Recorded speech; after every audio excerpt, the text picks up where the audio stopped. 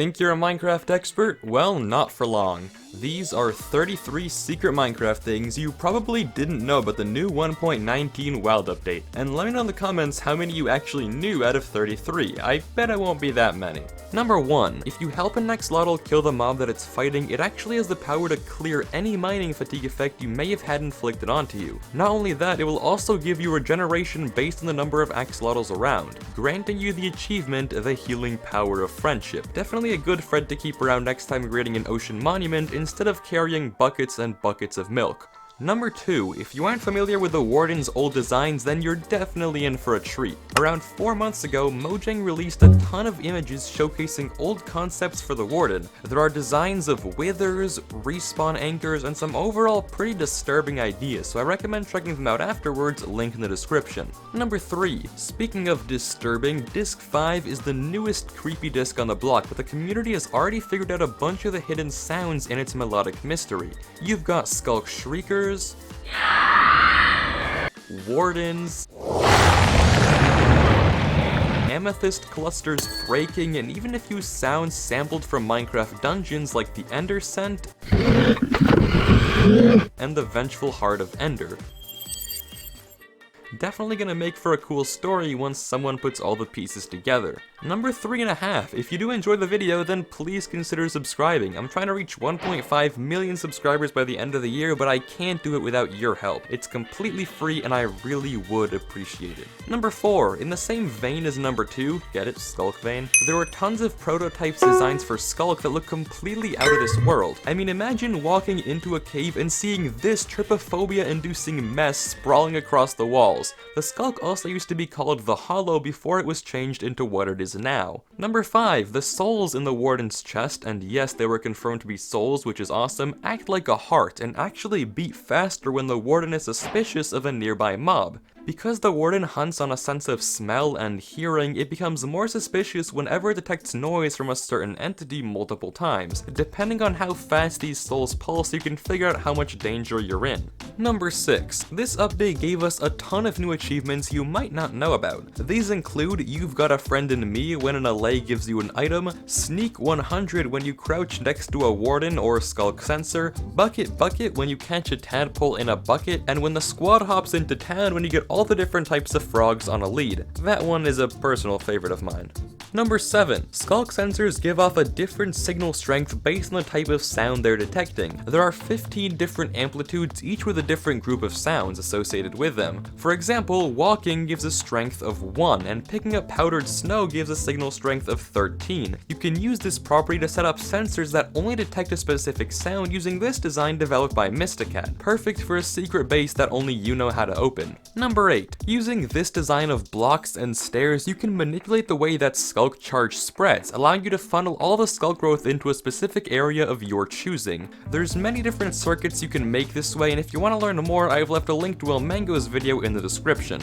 Number 9. A little bit ago I mentioned a couple new achievements, but there's actually 2 more legendary achievements that are hidden until you unlock them. If you have an allay drop a cake by a note block, you can get the new birthday song achievement. And if you get one of every different frog-like color in your inventory at once, you get the new achievement with our powers combined. Number 10, on the topic of frog lights, if you've never heard of them, then you're definitely in for a treat. If the new frog mob happens to eat a magma cube, it will spit out a frog light. The color of light depends on the type of frog. Purple from white frogs, green from green frogs, and yellow from orange frogs. Number 11. Speaking of new mechanics, whenever a goat rams into a quote-unquote hard block like a tree or an ore, it will drop a goat horn. You can also find them dotted around in pillager outpost chests, which definitely explains the war call and raids. There's 8 different types of goat horns, but my favorite has to be call. I mean, just listen to it.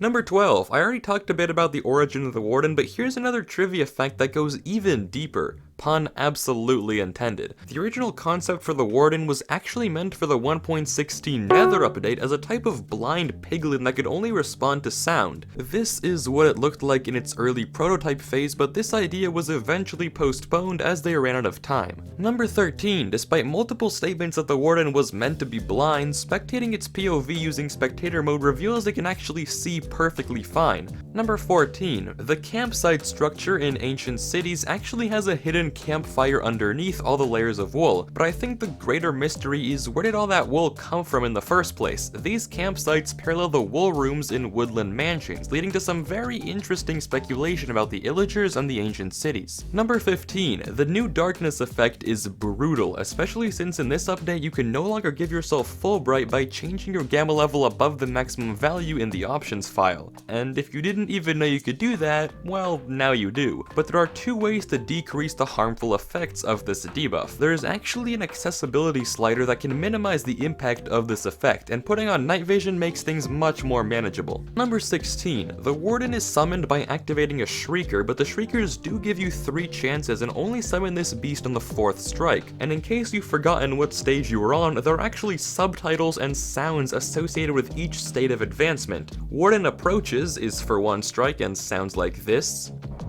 Warden advances is for 2 strikes and sounds like this. And if you see Warden draws close or hear this noise,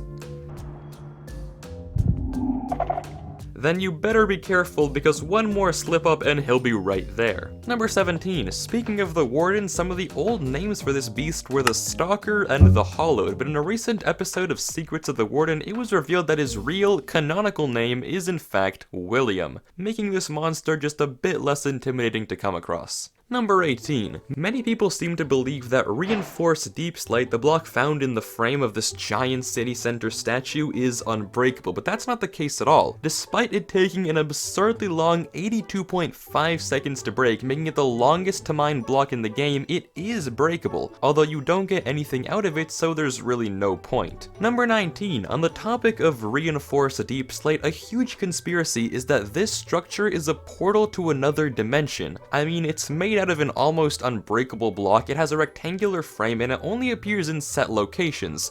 Seems pretty similar to some other structures out there. And this conspiracy was only furthered by this mini structure right here, which was named Small Portal Statue.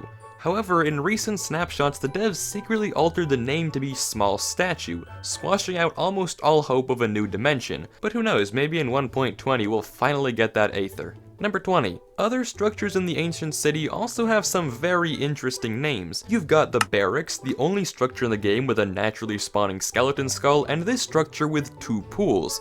Can you guess what it's called? No? Well, it's actually called the sauna. That's right, the ancient builders were lounging down here. They had saunas and everything.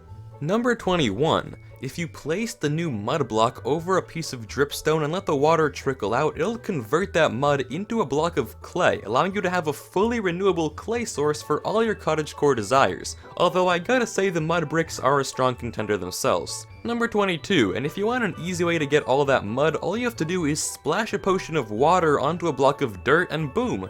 Finally giving these splash water bottles a real use. Now we just wait for the thick potion. Number 23.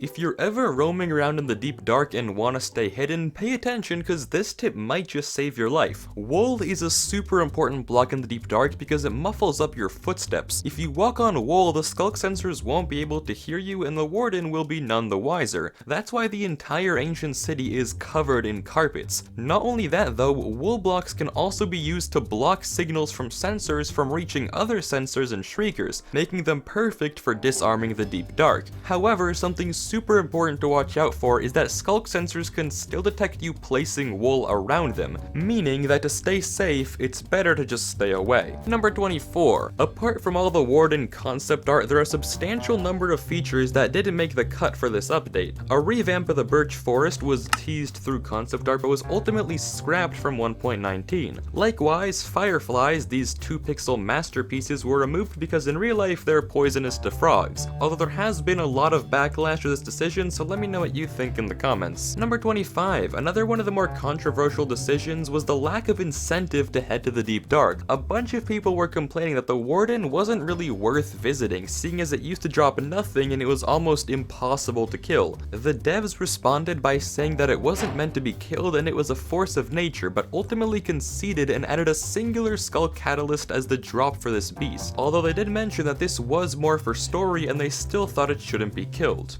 Number 26. And as if there was still a debate on whether or not to kill this thing, Mojang took extra steps to make sure the Warden is one of the most difficult mobs to kill. Over the course of the snapshots, they made this guy immune to lava, gave him advanced pathfinding AI, and even added a sonic boom that does up to 15 hearts of damage. Not only that, it completely bypasses shields and armor. I mean, come on Mojang, we get it. Don't kill the Warden. Do not kill the Warden. Number 27. Players aren't the only thing staying away from the Warden though. In the Deep Dark biome, no mobs can spawn, so if you don't mind sharing a room with the Warden, you might just want to live down here if you can't bear the mobs. Number 28. One of the weirdest conspiracy theories to come out of this update is that the Warden and the Axolotl are one and the same. It all started when this secret message appeared in the Minecraft launcher a year ago, translating to the Axolotls are not what they seem. Then Mojang released a bunch of the concept art for the Warden and Axolotl and some very suspicious pictures of the two of them together. Not only that, if you invert the colors of the Warden, you get something concerningly similar to the pink colors of an Axolotl. Personally, I think it's a bit of a stretch, but you tell me in the comments what you think about this theory. Number 29. Speaking of design decisions, the design of the spooky Skulk Shrieker is modeled after the human larynx, the part of your body responsible for making noises. Not only that though, the model for the Skulk Shrieker is actually different if you place it by hand versus if it spawns naturally. The souls in the man-made ones swirl way slower and are more faint. This is to distinguish the two because manually placed Skulk Shriekers actually can't summon the Warden like regular ones can. Number 30. The noises made by the Skull Catalyst are actually made of the sound effects used by bone blocks. This means that this material is not endstone like some people suspected, but in fact bones. This was also confirmed over on Twitter by developer King Bdogs. Number 31. Speaking of the Catalyst, it has this incredible property that allows it to convert mob death and XP to Skulk Charge and Skulk Growth. However, something interesting about this mechanic is that there's only one mob completely unaffected by it.